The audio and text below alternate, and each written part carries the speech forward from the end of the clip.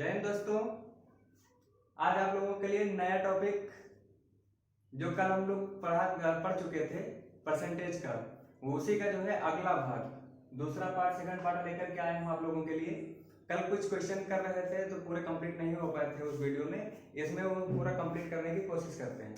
ठीक है, तो आइए कल से आगे बढ़ते हैं। सबसे पहले जो क्वेश्चन हमारा दे रखा है, क्वेश्चन दिया हुआ है एक भिन्न के हर में 12% की कमी व अंश में 10% की वृद्धि करने पर नया भिन्न 15/4 हो जाता है, तो पुराना भिन्न बताइए। अब आप सभी को तो पता है कि जो हमारा भिन्न होता है उसमें जो ऊपर की संख्या होती है वो अंश होती है और नीचे वाली की हर होती है। तो उसी में क्या कह रहा है, ध्यान से सुनिए।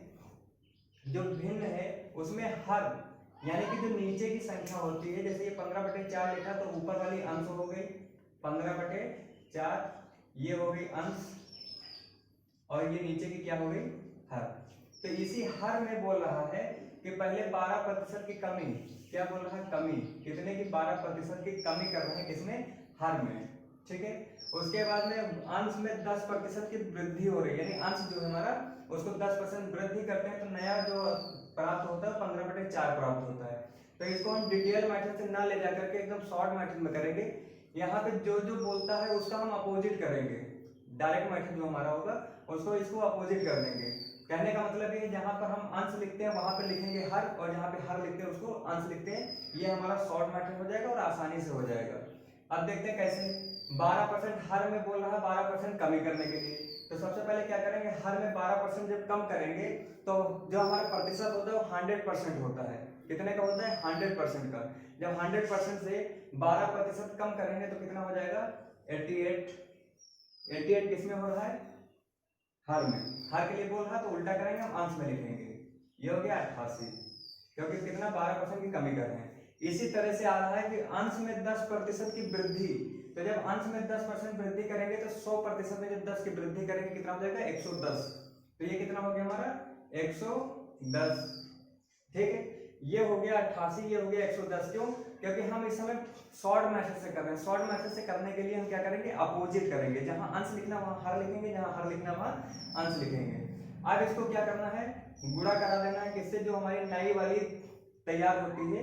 नई भिन्न हमारा क्या है, 15/4, 15/4 ये आ गया। अब इसको कट कर देते हैं, 4 से काट दिए, 4 दूनी 8, 4 दूनी 8, ये हो गया। फिर ये हमारा आ गया कितना, 5 से काट दिया, 5 3 15, 5 दूनी 10, 1 बच गया, 5 दूनी 10, ये कट गया। 22 से 22 कट गया, कितना बच गया, 3, यानी 3/1, क्योंकि जो आएगा हमारा आंसर, तो ये हो गया हर, अंश हमारा हो गया 3 और हर हो जाएगा 1, तो आंसर क्या हो गया, 3/1। क्योंकि ये क्या पूछ रखा है, पुराना भिन्न।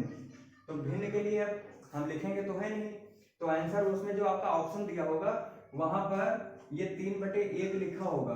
3 भी लिखा हो सकता है, 3/1 भी लिखा हो सकता है। तो ये नहीं सोचना कि 3/1 हर हमेशा 1 नहीं लिखते हैं, तो इसलिए 3 पे आंसर टिक कर दो। यहाँ क्वेश्चन की बात कर रहा है कि पुराना भिन्न बताइए, तो भिन्न रूप में आपको बताना है। तो भिन्न रूप में हमारा क्या है, 3/1, ये आंसर आपका सही हो जाएगा। इसी तरह से आप नेक्स्ट क्वेश्चन पे आते हैं, हम दूसरा क्वेश्चन स्टार्ट करते हैं। चलिए, नेक्स्ट क्वेश्चन जो हमारे सामने दिया हुआ है, इसमें दिया हुआ है एक परीक्षा में राम ने कुल 1200 जो पूर्णांक होता है वो कितना है, 1200 का है, और वो 1200 में से कितना पा रहा है, 480 नंबर पा रहा है। यानी कि पूर्णांक था 1200 का और पाया कितना, 480 अंक। और 480 अंक पाने के बाद भी वो कितने नंबर से फेल हो गया, 96 नंबर से फेल हो गया। तो अब कह रहा है कि परीक्षा में कम से कम, यानी जो मिनिमम पासिंग मार्क्स होता है वो कितने परसेंटेज पे पास होगा। क्या कह रहा है, कुल परीक्षा में कम से कम पास होने के लिए कुल कितने प्रतिशत अंकों की आवश्यकता है, यानी कम से कम पास होने के लिए कितने अंक, कितने प्रतिशत अंक की उसको जरूरत है। तो ये देखिए, जब इस तरह का क्वेश्चन आए तो जैसे अभी पहले वाले क्वेश्चन में हम लोग शॉर्ट मेथड से किए हैं, वैसे इसको भी करेंगे, ज्यादा डिटेल में जाने की जरूरत नहीं। सबसे पहले ध्यान दीजिए, जब वो 1200 में से 480 पाया, 1200 का क्या था, यह था हमारा पूर्णांक, 1200 का हो गया पूर्णांक, पाया किसने, यह था प्राप्तांक।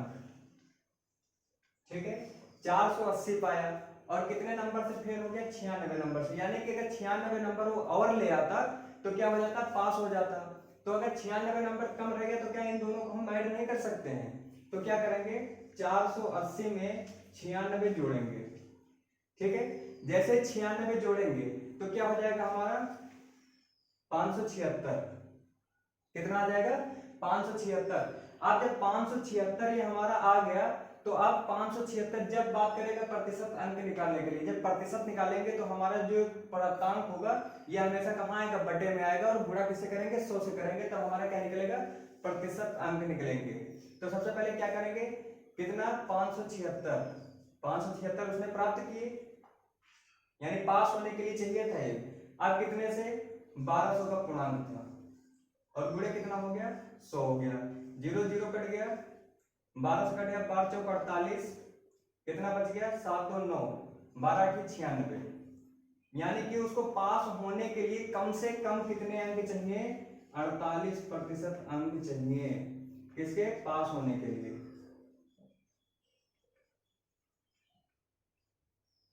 ठीक है, ये आपको क्वेश्चन समझ में आया। आइए नेक्स्ट क्वेश्चन की ओर चलते हैं, अगला क्वेश्चन देखते हैं। देखिए नेक्स्ट क्वेश्चन जो हमारा है, ये क्वेश्चन दे रखा है, एक पुस्तकालय में 58% जो है, जो हमारी लाइब्रेरी है उसमें कितने 58% जो बुकें हैं वो अंग्रेजी की हैं। यदि हिंदी की पुस्तकों की संख्या 378 है तो कुल कितनी किताबें होंगी। अब मैंने आपको पहले ही बता रखा कि जो प्रतिशत हमारा होता है ये कितने का होता है, 100 का होता है। अब जब 100 का हमारा प्रतिशत होता है और 100 में से कितना 100 का हमारा प्रतिशत होता है टोटल, और 100 में से 58% जो है इंग्लिश की हो गई। अंग्रेजी की जो बुकें थी, ये अंग्रेजी की बुकें कितनी है 58% है। तो यानी कि जो बचा हुआ है, यानी कि जो हिंदी की जो 378 बुकें हैं ये कितनी परसेंट हुई, जब 100 में से 58 घटाएंगे तो कितना बचेगा 42%। तो ये किसकी हो गई, ये हो गई हमारी हिंदी की। तो हिंदी की बुकें कितनी हुई 42%। जब 42% हिंदी की निकली और हमको निकालना है कि कुल कितनी किताबें हैं, कुल कितनी किताबें हैं। जब कुल कितनी किताबें निकालने के लिए बोल रहा है तो हमको उस कंडीशन में क्या करना है, पहले हिंदी की कितनी दे रखी है 378 दे रखी है, और हिंदी की कितनी थी 42%। तभी तो इसे जब डिवाइड करेंगे तभी तो हमारा जो इंग्लिश की टोटल बुक निकलेंगी। तो इसे जब डिवाइड करेंगे तो कितना आ जाएगा 42 और गुणा करेंगे 100 से। जब 100 से करेंगे तभी तो टोटल निकलेगा हमारा कि टोटल हमारे पास कितनी बुकें हैं। अब जो हमारी हिंदी दे रखा था और हिंदी के प्रतिशत से डिवाइड करेंगे तभी गुणे से 100 करेंगे तब हमारी टोटल संख्या निकल आएंगी। अब इस कंडीशन में क्या करेंगे, देखिए 14 से काट रहा है, वैसे 2 से काटिएगा, छोटे से स्टार्ट करते हैं, लेकिन डायरेक्ट करने के लिए 14 3 42, 14 दूना 28 और कितना बच गया 7 और 9 98, 14 7 98, ये बच गया 3 9 27 और ये बच गया 9 और गुणे में है 100, तो टोटल कितना आ गया 900। यानी कि इस जो पुस्तकालय है इस पुस्तकालय में कितनी है 900 पुस्तकें हैं। ठीक है, टोटल कितनी बुकें हैं, ये 900 बुकें हैं हमारी। तो आइए अब नेक्स्ट क्वेश्चन करते हैं। आइए नेक्स्ट क्वेश्चन जो हमारा है ये दे रखा है कि एक वर्ग की भुजा जो है 30%, जो भुजा है किसकी वर्ग की, ध्यान देना यहाँ वर्ग हो सकता है, आयत हो सकता है, गोला हो सकता है, कुछ भी हो सकता है। तो यहाँ पे जो वर्ग की भुजा दे रखा है तो इसको कितना 30% बढ़ाया जाए तो इसके क्षेत्रफल में कितने प्रतिशत की वृद्धि होगी। जब 30% बढ़ाया जा रहा है तो कितने प्रतिशत की वृद्धि होगी। तो आमतौर पे हम लोग क्या करते हैं कि जैसे सोच रहे हैं कि 30% बढ़ाया जा रहा है इसका मतलब 30% होगा आंसर हमारा, तो गलत हो जाता है।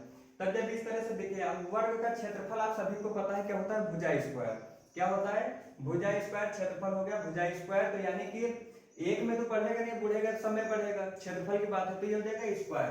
तो इसको जब हम उस तरह से करेंगे डिटेल मेथड में तो करेंगे 30% गुणे 30% गुणे 100, उसके बाद में माइनस का 100, यही तो करते हैं।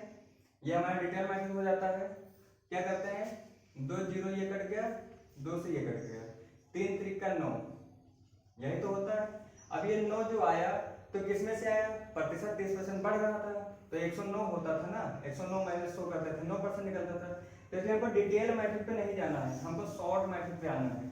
जब शॉर्ट पे आएंगे तो क्या करना है, जब इस तरह का क्षेत्रफल दिया हो, ठीक है, तो सीधा क्या करना है, इसका स्क्वायर कर देना है और बटे में 100 कर देना प्रतिशत। तो क्या हो जाएगा, जैसे क्षेत्रफल दिया है तो ये हो गया हमारा 30 का स्क्वायर हो जाएगा और बटे में 100।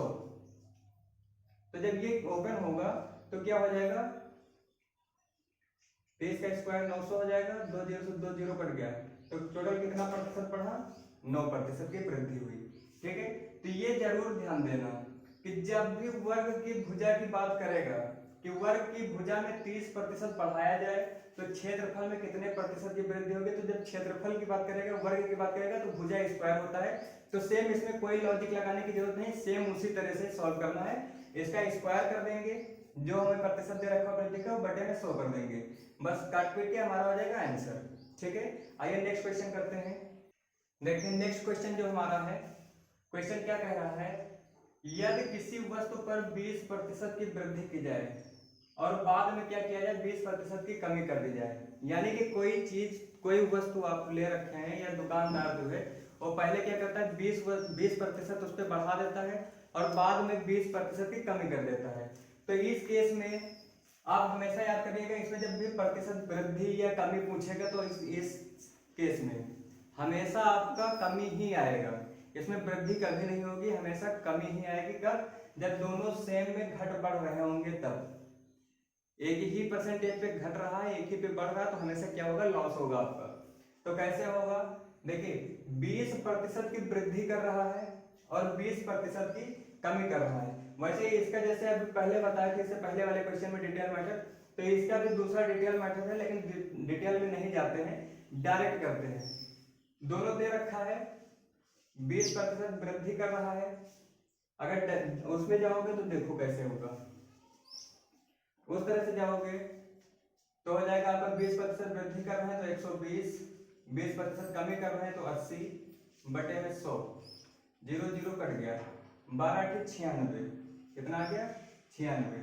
तो ये जो 96 आया है ये क्या हो रहा था, अब 100% होता है ना, टोटल 100 का होता है और 100 में से हमारे पास 96% आ रहा है, यानी कि इसमें से हम 100 माइनस करेंगे तो 4% आएगा। तो 4% क्या हुआ, हमारा 100% से कम ही तो हुआ, तो यह जगह कमी, क्या होगा, कमी। ये आपका हो गया डिटेल मेथड। और डायरेक्ट क्या करते हैं, सिर्फ और सिर्फ आपको कुछ नहीं करना है, 20% वृद्धि हो रही है, 20% की कमी हो रही है, 20 गुणे 20 बटे 100, 2 दूनी 4% की कमी हो गई। ये हो गया आपका आंसर डायरेक्ट के लिए। अब आगे डिटेल में जाएंगे तो वृद्धि भी हो रही है, घट भी रहा है, फिर ये करेंगे, ये करेंगे। जब दोनों सेम दे रखा हो, आप आंख बंद करिए, कितना दे रखा है, जब प्रतिशत 20 जैसे दे रखा है, प्रतिशत में होता है बटे में 100, 2 जीरो आपस में कट जाएंगे, 2 का गुणा कर दिया, 2 2 4 हो गया, वृद्धि हो रही। ये लागू होगा जब सेम होगा, ठीक है, जब सेम केस दे रखा होगा कि उतने ही परसेंट वृद्धि हो रही, उतने ही परसेंट पे कमी हो रही, और चाहे 20% पे हो, चाहे 15% पे हो, चाहे 25% पे, 30 पे, 32 पे, 38 पे, 40 पे, यानी कुछ भी दिया हो, तब उस केस में क्या करेंगे, सीधा सीधा उन दोनों को गुणा करा देंगे, 100 से डिवाइड कर देंगे। यहाँ पे जो दे रखा है 20 दे रखा है, 2 जीरो 100 से कट गए, 2 2 4 हो गया, ये आ गया हमारा आंसर। और इस केस में हमेशा कमी आएगी। आइए नेक्स्ट क्वेश्चन आपको देते हैं। आइए नेक्स्ट क्वेश्चन जैसे अभी हम पहले आपको क्वेश्चन करवा चुके हैं उसी बेस पे है, सेम वही क्वेश्चन है, कोई चेंज नहीं है। क्या है, भिन्न के अंश में 150% वृद्धि, भिन्न के अंश में, यानी भिन्न अभी हम आपको बता चुके हैं, भिन्न हमारा ये हो गया।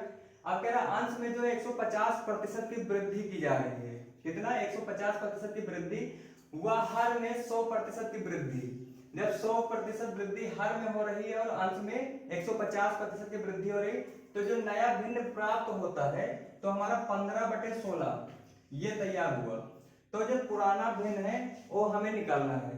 तो इससे पहले हम क्वेश्चन कर चुके हैं, सेम क्वेश्चन था, कोई चेंज नहीं था, तो इसलिए ये वाला क्वेश्चन आप लोग करेंगे, देखते हैं कितना किसको समझ में आया। ठीक है, तो सबसे पहले इसको सॉल्व करिएगा, सॉल्व करने के बाद कमेंट बॉक्स में आंसर जरूर दीजिएगा। देखते हैं साथ में आप लोग पढ़ाई करते चल रहे हैं या नहीं कर रहे हैं। ठीक है, तब तक के लिए जय हिंद।